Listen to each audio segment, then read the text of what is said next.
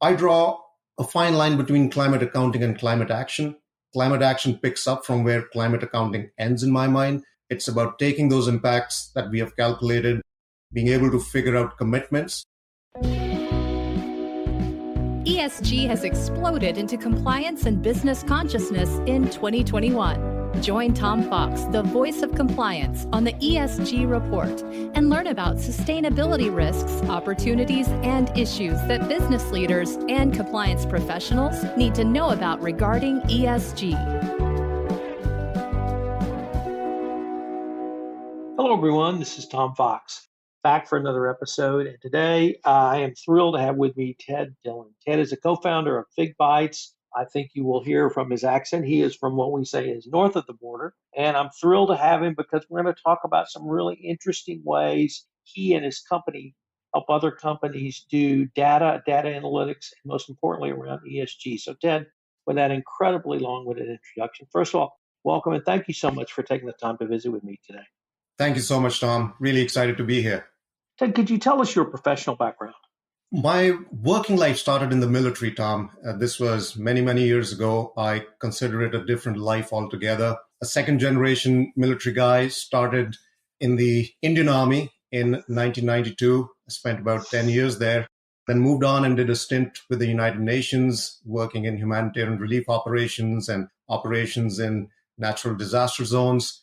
And then I had the good fortune of coming to North America, doing my business studies and getting wrapped up in the capitalist way of thinking and working. I got my first break in a technology company, and that's where my love for technology was found. Worked in consulting for a bit, consulting in digital healthcare, consulting in green technologies. And then I met my partner who co-founded FigBytes with me in 2014. Let's just go to that. Why did you guys co-found FigBytes, and what's your current role with the organization? I think it was an intersection of several things that led to the founding of FigBytes. First was just my experiences in different parts of the world with how humankind had destroyed the environment. As I mentioned, I was Indian military and was stationed in multiple different parts of the country, from the high Himalayas to the deserts to the jungles. And I really saw up front and close how the environment was being destroyed. You can go to the Himalayas and see glaciers melting. You can go down to cities like Mumbai and, the monsoons result in flooding and people are rendered homeless literally on an annual basis. I mean, it's just an ongoing cycle now with severe weather events. So between that and then, working with the UN where I was in places like Darfur, I could see, the desertification there on the edges of the desert really leads to the desert expand. I've spoken to people from Maldives who are buying land in Australia and India and other countries because they know whatever we do as humankind, that country is going to be half submerged in the next 50 years. So all of those things stuck with me. And then the second thing that gave rise to the thought of building software was really the regulated carbon markets. If you remember, what happened post the Kyoto Protocol, the CDM mechanisms and the JDS mechanisms and the regulated carbon markets were all the rage. And I was just very interested by how one could buy and sell hot air. Because if you look at, other assets, you buy an asset, it increases in value and you sell it for a profit. Here was an asset that you bought and it expired. So that was the second sort of part that got me interested into building a technology. And the third, of course, was my job with a software startup that made me realize, software and technology can really solve complex problems in quick time. And if there was one problem that needed solving in quick time, that really was the climate, scenario that the world was facing. I mean, to me, we've already passed the tipping point. It's not about avoidance or mitigation anymore. It's about adaptation. And therefore, those three things intersected and finally led to the idea of FigBytes. So I talked to a lot of people on this podcast series. The name of the podcast series is Innovation and Compliance. And what I really appreciate is when I visit with someone like yourself is you and I look at the same thing and you see something very different. You see a solution or perhaps a business need or perhaps a business opportunity or perhaps all three. And it sounds like to me that's what you guys were able to synthesize and bring something to the market. And the thing I came across in doing some research for this podcast is the term climate accounting. So I wanted to use that to ask you, first of all, what is climate accounting? And then how FigBytes brings a data analytics approach to the problem and how you're able to help your clients using data to not only solve or help solve the climate problem, but also around ESG reporting and requirements from a wide variety of governmental and non-governmental organizations across the globe. That's a great question, Tom, and it covers so much. FigBytes is a platform that tracks raw data for environmental governance, environmental, social, and governance management. It takes that raw data, it converts it into impacts and metrics. It then takes the next step of analytics and enabling reporting to different frameworks like SASB, CDP, GRI, and there's really an overload of acronyms in this space. But what we also do is we take the next step yet towards engagement. And we do that by connecting the data with live visuals of an organization's strategy. It changes the dynamic of how sustainability and ESG is being looked at within an organization. It raises that conversation straight into the boardrooms and the C-level execs. And then we take yet another step, which is around engagement of audiences, even external to a company. So if you look at it, the entire journey from strategy to data management to analytics and reporting and engagement is covered within that single platform. When it comes to climate accounting, it is actually one of the 5 different solutions that we offer on that platform. We do offer other solutions like DEI, philanthropy, water stewardship, and supply transparency, all of the same single code stack that we built. And our aim is to start where the company's pain points are. So if it's climate accounting, we start there. And then, our customers always have the opportunity to turn on more functionality as the needs expand or grow. Now, in climate action, we take operational data, we pull it into FigBytes through multiple different ways. Those could be connections with other systems that already exist within a company and are tracking raw data. We can pull data from utility websites, so companies don't have to enter data into FigBytes. We can estimate for data gaps. We can connect, with standard systems where companies may already be submitting data, like the US EPA's Energy Star. The idea is not to duplicate data capture.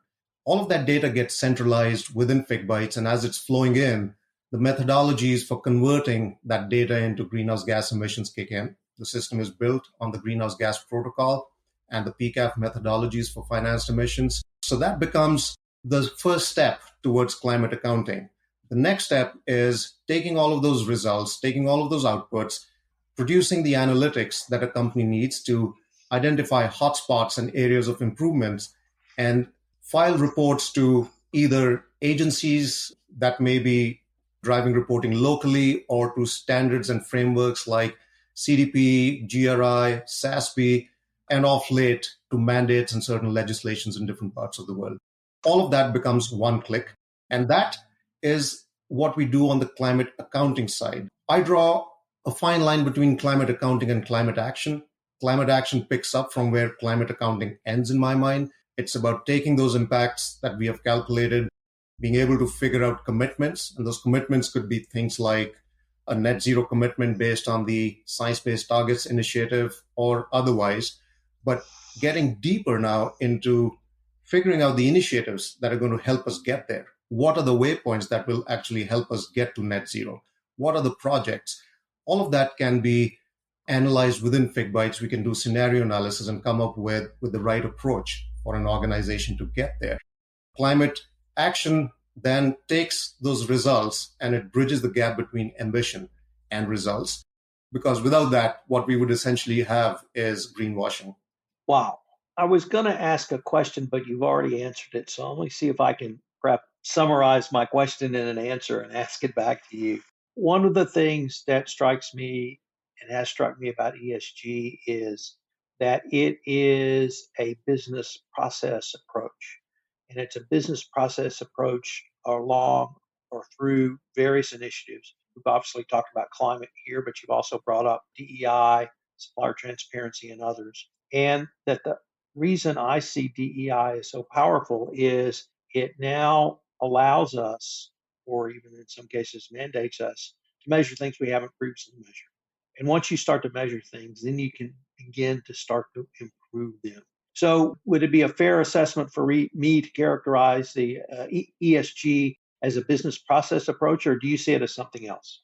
It clearly is a business process approach. And I also look at ESG as a reporting initiative as well. I think if you look at the evolution of ESG, and for people like you and me who have been following the evolution of the sustainability space for probably a couple of decades now, ESG is a new term that came up, let's say, about 5 years ago. Before that, it was sustainability, and sustainability was sort of preceded by a little bit of EHS.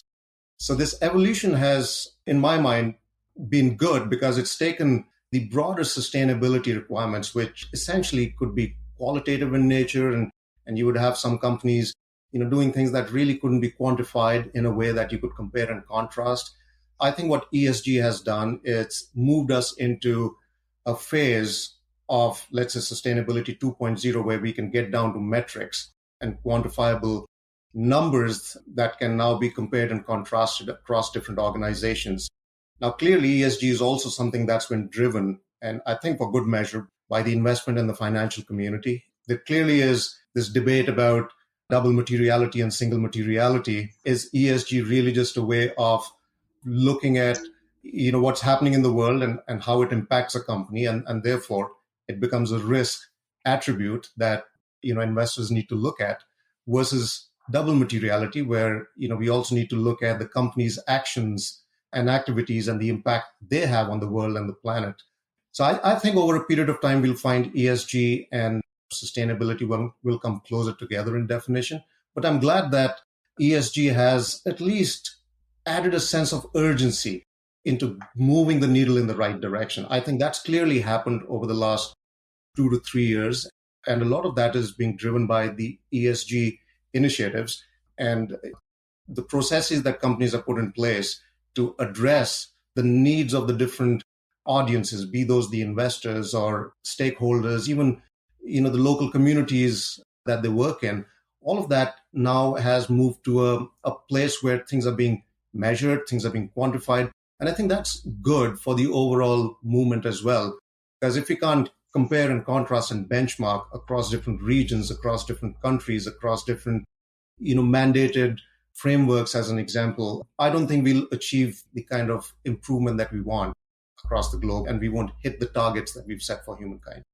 The supplier transparency that you mentioned and that FigBytes advocates, I see that as a critical component for yet another reason. I think during the pandemic, companies focused on supply chains in the way they hadn't previously. And then for me, the Russian invasion of Ukraine sort of put an exclamation point on that we have to rethink our supply chains and supply chain transparencies. How does FigByte help companies around supply chain transparency? And if I can overlay, going back to the E, I see scope 3 emissions as a key element to improve business efficiencies, because here you're looking at those issues in your supply chain, and really wanted to get your thoughts on the role of supply chain transparency in ESG and how FigBytes is helping to bring that forward. That's a great question, Tom. I'll take it in 3 parts. So completely agree with you about the impact of supply chain on ESG for any organization. If we were to really look at it in terms of impact, I would say for companies in operationally complex industries like manufacturing, automotive, etc., probably 80% plus impacts lie in the supply chain. And most of the reporting around greenhouse gases has so far been focused on scope 1 and 2. It was really just a matter of time that scope 3 and related elements would start to come under scrutiny. I think it's a matter of time before we have some sort of mandates just around scope 3 reporting. That is important. What you said around the pandemic and now the geopolitical challenges with Ukraine are absolutely spot on. I think the pandemic made several companies realize that the dependencies on just China, as an example, was a big risk. So it clearly became a risk story. And what's happening in Ukraine today really just cements that. If all your natural gas is coming from Russia, that's a problem. So how do we take all of that and start to look at what we need from the supply chains in order to start reporting on either the risks that encompass our operations, because that clearly is also an ESG risk, and how do we start to put plans in place?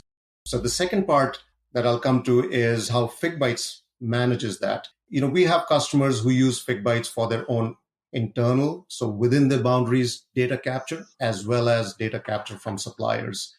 And if you look at supply chain data, that's always been difficult to come by. It's been one of the biggest challenges why companies haven't been able to calculate things like Scope 3 emissions. Because if you look at it, there's really three ways of dealing with data from the supply chain. Either we can get it and it's real data, which essentially means companies can convince the suppliers to share data with them. The second is we can't get it ourselves, and therefore we rely on third-party data sets, which are available, and we can access data of the suppliers from there. And the third is there is no data available for the suppliers, which unfortunately is the biggest category. And machine learning and AI algorithms and estimation approaches have really mushroomed in recent years. So where FigBytes comes in is an attempt to do all three of those. The system is architected in a way where our customers can set up their suppliers receive invites, they can start to report the data that the company needs.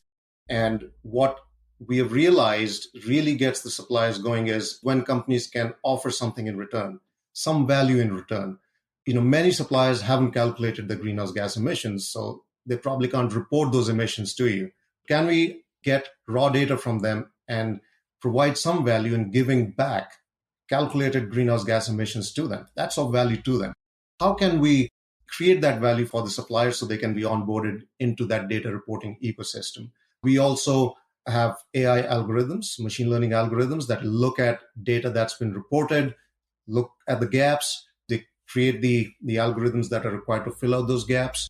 And where we don't have data at all, we start to then estimate based on things like industry sector, the region of the world that a supply chain goes through, and at least try to get to a complete data set, for our customers. The third point I'll make, the third part of why this is critical, is clearly from an ESG perspective, companies have realized that the non-financial aspect is sometimes bigger than the financial impacts. And therefore, when you look at events like the British petroleum oil spill, as an example, or the Volkswagen emission scandal, the impact of loss of reputation and brand far exceeded any sort of formalized compliance-based penalty. I think companies have realized that, and therefore, when they slice and dice where those impacts are, they find that most of them lie in the supply chain. And therefore, supply chain is going to become more and more critical in not just the data that's missing. We need to get that data, but also in evolving the right kind of strategies for companies where we may also realize that we've been focused on the wrong part of the equation. We've been focused on scope 1 and 2, whereas really we can only make the change that we want to move the needle if we focus on improving our supply chain efficiencies.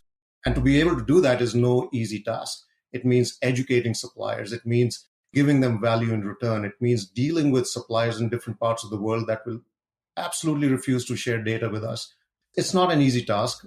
We have tried to build it out in a way within FigBytes that it becomes one more module and allows our customers not just to track data from within their, I would say, boundaries of operations, but also from suppliers, as well as customers that are outside of their control. Let me change the focus just a little bit to water stewardship and why you find this to be such an important part of ESG and how FigBytes is really helping to facilitate water stewardship. You mentioned the various stakeholders of every organization, obviously shareholders, but you also articulated the localities, the places where manufacturing does business or occurs rather, and companies do business. How does that all tie in together with the FigByte approach? So water stewardship is close to my heart because the region I come from has challenges with water. But if you look at it, water is the next carbon. I mean, look at what's happening closer to home. Look at California and the mega drought for the last decade now. I mean, look at the floodwaters in Jacksonville, Mississippi, and the fact that nobody could get fresh water there for weeks because the floods, they destroyed the water infrastructure. And the stories go on and on. Either there is more water or there is no water. That's the dichotomy of the water challenge. Biblical floods in Pakistan can cause the same amount of damage, and no water at all can cause desertification. So it's a resource with a tremendous impact, and there's direct overlaps with climate.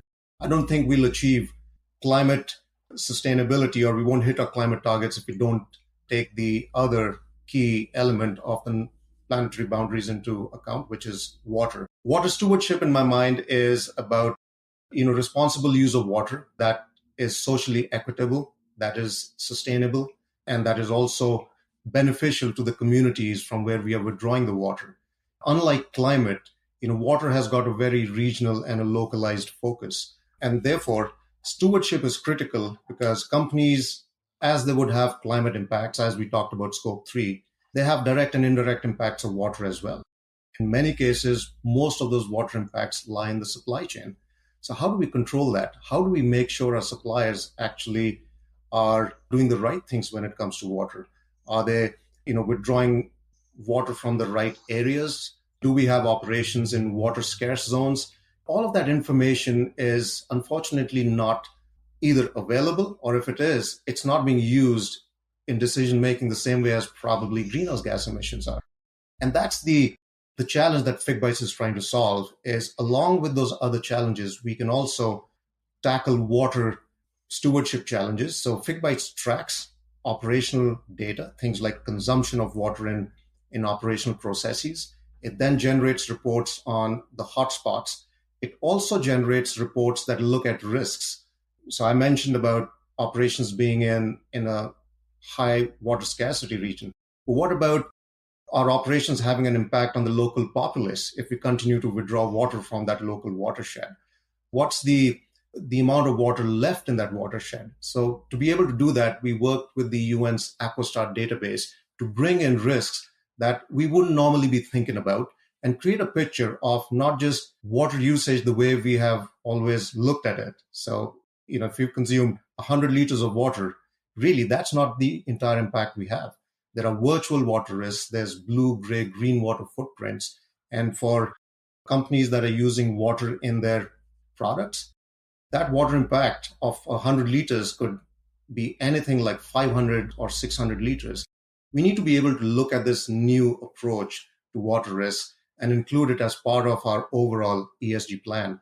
I think it is going to become more and more critical for companies to look at water and do it in conjunction with their climate impacts. We have spoken about the environmental need for climate accounting and using that information. We have talked about the business process of ESG and how it can create greater efficiencies. I'd like to now turn to the investor side.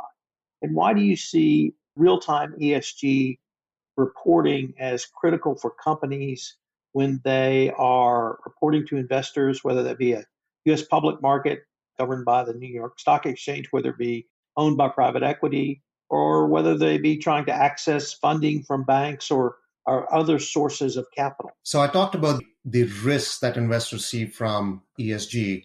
It's clearly become an overriding risk for several investors, the non-financial aspect. And I think it's going to continue to grow in importance. Data has been lagging the impacts of some of these ESG risks. And it takes time to gather the data and bring it into a report format. If you look at the normal cycle of reporting that actually goes to the investors, data is captured for the past year. It then gets packaged, and it takes sustainability practitioners or ESG practitioners about a year, and that's the cycle that's fallen in place, about a year to produce reports to the CDP or reports submissions to Bloomberg or MSCI. And essentially, investors are then looking at risks that are probably a year old. And data that's lagging can miss out on the clear and present danger of certain issues that may be happening today. You mentioned the war in Ukraine. How has that impacted supply chains? what is the data that's available on it? If we were to speculatively take a company with a supply chain in Ukraine with data that was available about a year ago, and those were the reports that investors were looking at, it wouldn't give the right picture. And therefore, we have to trend towards as close to real-time reporting of ESG impacts, metrics, and risks. It's only then that the investors will be able to make the decisions to harmonize or balance their portfolios based on those risks. Otherwise, there's always going to be a gap between an event happening and the action being taken by the investors. Therefore, real-time reporting is not just important, I think it's critical if we have to get the right kind of money flowing into the right kind of companies. Ted, unfortunately, we are near the end of our time for this episode, but I was wondering before we leave, if our listeners wanted any more information on yourself, on FigBytes, or really any of the topics we touched on in this podcast, what would be the best place for them to go? The best place is our website, FigBytes.com. You'll get all the information and details on resources and blogs and the way FigBytes approaches these challenges. You can also reach out to me. My email address is tdhillon, so that's TDHILLON @FigBytes.com, as well as feel free to reach out on LinkedIn and follow our page there. Ted, I wanted to thank you again for taking the time to visit with me. This has been a great episode, and I hope we can continue this conversation. Thank you so much, Tom, for having me. It was a pleasure.